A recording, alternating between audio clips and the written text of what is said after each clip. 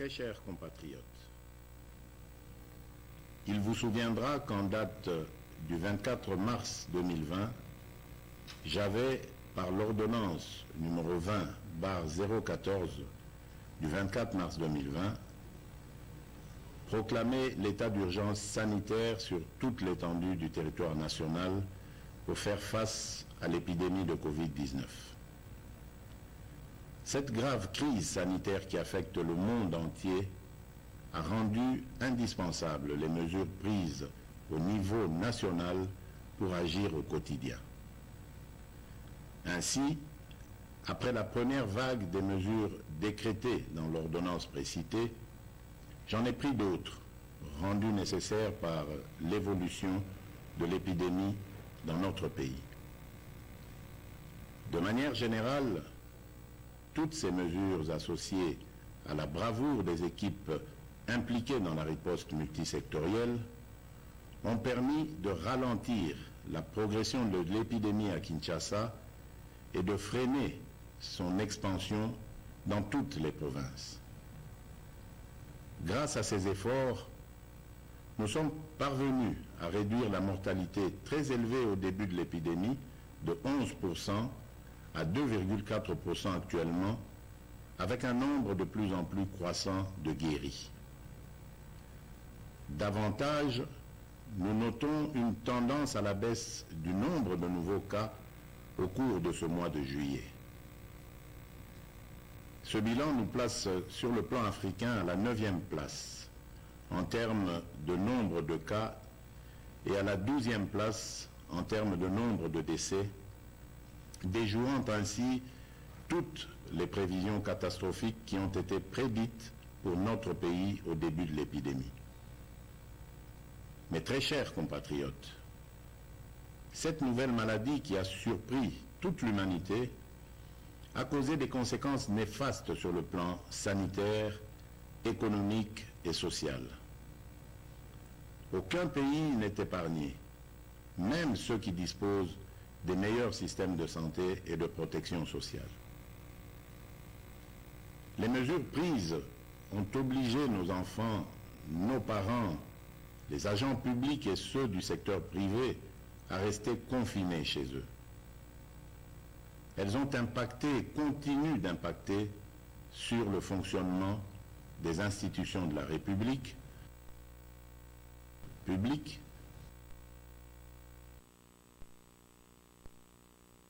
multilatérales. Les leçons nous ont appris que nous devons vivre avec cette maladie sans peur. Nous devons ainsi adapter nos contre ce fléau, cette évidence. Face à cette réalité, un consensus s'est dégagé entre le Parlement, le gouvernement et la société civile, ainsi que le secteur privé et les partenaires techniques et financiers, sur la nécessité de sortir de l'état d'urgence en continuant la lutte contre la Covid-19 à travers des mesures sanitaires, administratives et de police non dérogatoires aux libertés individuelles et collectives. Mes très chers compatriotes, aujourd'hui, 21 juillet 2020, à minuit, prend fin l'état d'urgence proclamé pour faire face à l'épidémie de Covid-19 en date du 24 mars 2020 et renouvelé à 6 reprises. Les mesures irrelatives cessent d'avoir effet. Cependant, il doit être clairement entendu que la fin de l'état d'urgence ne veut pas dire la fin de l'épidémie de Covid-19 dans notre pays. Par contre, c'est l'indication pour toute notre nation de revenir progressivement à une vie normale tout en respectant les gestes barrières et d'autres mesures irrelatives. Il est donc question de faire l'équilibre entre notre santé physique, celle de notre économie et la stabilité de notre société. La fin de l'état d'urgence implique le retour progressif à la vie normale en respectant un certain nombre de préalables par rapport aux mesures sanitaires qui seront de stricte observation et à la reprise des activités en fonction des secteurs concernés et suivant les dispositifs mis en place par les autorités compétentes. Mes très chers compatriotes, ces préalables comprendront l'engagement des responsables à faire respecter les mesures spécifiques prises par le gouvernement, le renforcement de la sensibilisation et de la communication sur la maladie et sa prévention, ainsi que l'implication des différents acteurs engagés dans la lutte contre la Covid-19 à tous les niveaux. Quant aux mesures qui doivent accompagner le retour progressif à la vie normale, j'instruis ce qui suit. Premièrement, à partir de ce 22 juillet 2020, la reprise des activités commerciales, magasins, banques, restaurants, cafés, bars, entreprises, etc., la reprise des rassemblements, réunions et célébrations, la reprise des transports en commun. Deuxièmement, à partir du 3 août 2020, la reprise des écoles et des universités, en commençant par les classes et promotions terminales. Troisièmement, à partir du 15 août 2020, la réouverture des églises et lieux de culte, la reprise des mouvements migratoires interprovinciaux, l'ouverture des ports, aéroports et frontières, la réouverture des discothèques, stades et salles de spectacle. Toutefois, pour les funérailles, les dispositifs actuels restent maintenus et doivent être de stricte application. Dans ce contexte, il sied de préciser que les modalités pratiques de reprise dans les différents secteurs seront déterminées par les autorités nationales, provinciales et locales compétentes. S'agissant des mesures sanitaires qui doivent impérativement accompagner la reprise, je rappelle la nécessité d'observer partout et en tout temps les mesures barrières ci-après. La mise en place des dispositions de contrôle à chaque entrée impliquant la prise de température, le lavage des mains et ou l'application des gels hydroalcooliques, le port correct et obligatoire des masques dans les lieux publics, le respect de la distanciation physique, le contrôle et le suivi de l'état de santé du personnel public et privé, ainsi que la décontamination et la désinfection régulière des lieux d'activité. J'instruis le gouvernement de la République et tous les services habilités de prendre des dispositions nécessaires y afférentes. Aussi, je réaffirme mon engagement à la mise en œuvre du programme multisectoriel d'urgence et d'atténuation des impacts de la Covid-19 en République démocratique du Congo que j'ai lancé le 18 juin 2020. Ce programme, qui est toujours en cours de mise en œuvre par le gouvernement, s'articule autour des trois axes ci-après. 1. Riposte, surveillance et renforcement du système de santé. 2. Soutien à la stabilité économique et relance de la macroéconomie.